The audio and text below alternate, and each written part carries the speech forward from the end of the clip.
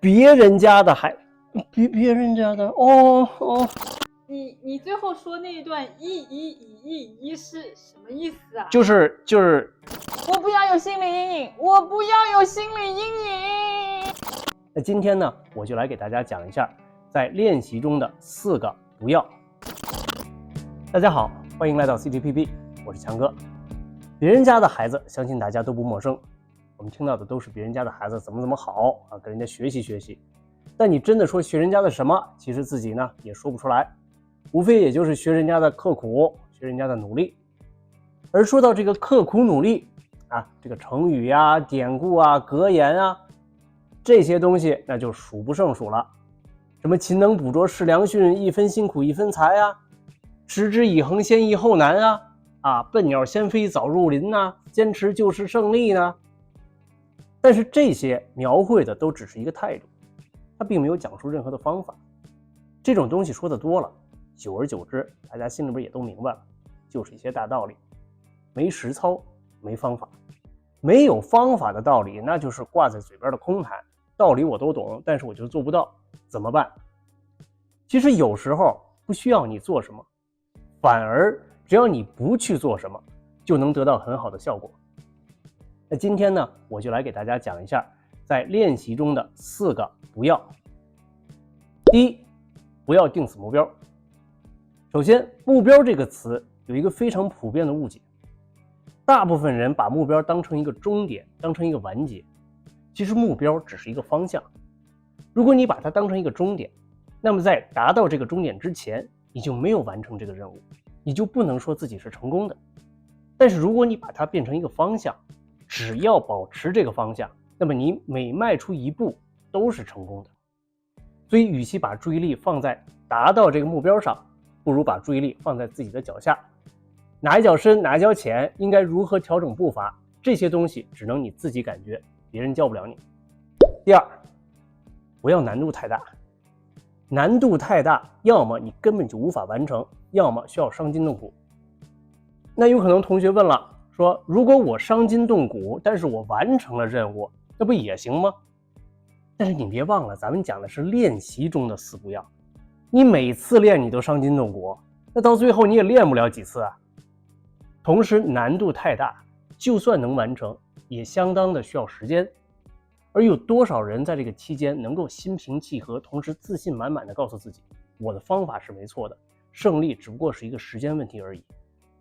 大部分人都是越做越没底气，越走越没把握，越没把握就越疑惑，越疑惑走的就越慢，走得越慢耗时就越长，于是就变成了一个死循环，最终导致自己的放弃或者失败。第三，不要频繁总结。有些同学喜欢每做完一次练习就写一下心得，这个习惯其实并不好。如果我跟你说啊，我盼着我们家孩子长高个儿，我每天晚上睡觉之前我就量一下，我看他长了没，或者说每一次吃完饭我都让孩子站秤上量量看胖了没，这个画面是不是想一想就觉得很好笑？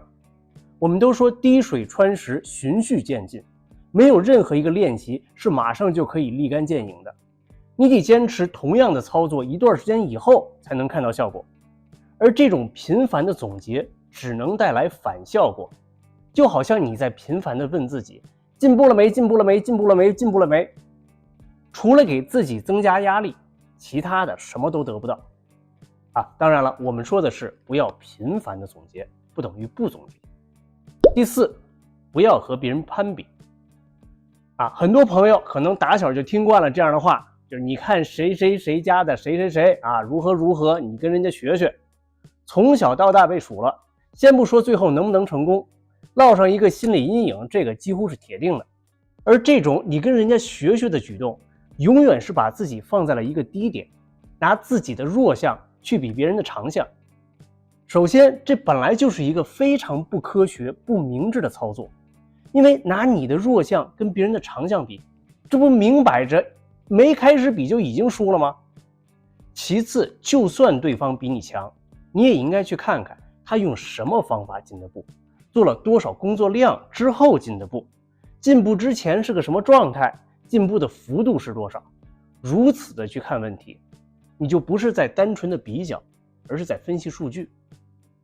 分析数据是能帮你成长的，而单纯的比较结果是有百害而无一利的。这4点说起来很容易，但是做起来确实真的很难。但是为学中说得好啊，天下事有难易乎，为之则难者易矣，不为则易者亦难矣。只要坚持去做，多多少少都会有效果。希望今天的方法能让大家在今后的学习生活当中更加的轻松自如。谢谢大家今天的观看，我们下次再见。别人家的别人家的so cute。你最后说那一段一是什么意思啊？就是一5位数吧，就是11111啊。语文课吗？来，老大过来一下，说一，这个别人家的孩子呀。哎，老大，别人家的孩子，听别人家的孩子，你看看人家孩子啊，你看。我不要有心理阴影，我不要有心理阴影，救孩子吧！你的心理阴影呢？有吗？你有心理阴影吗？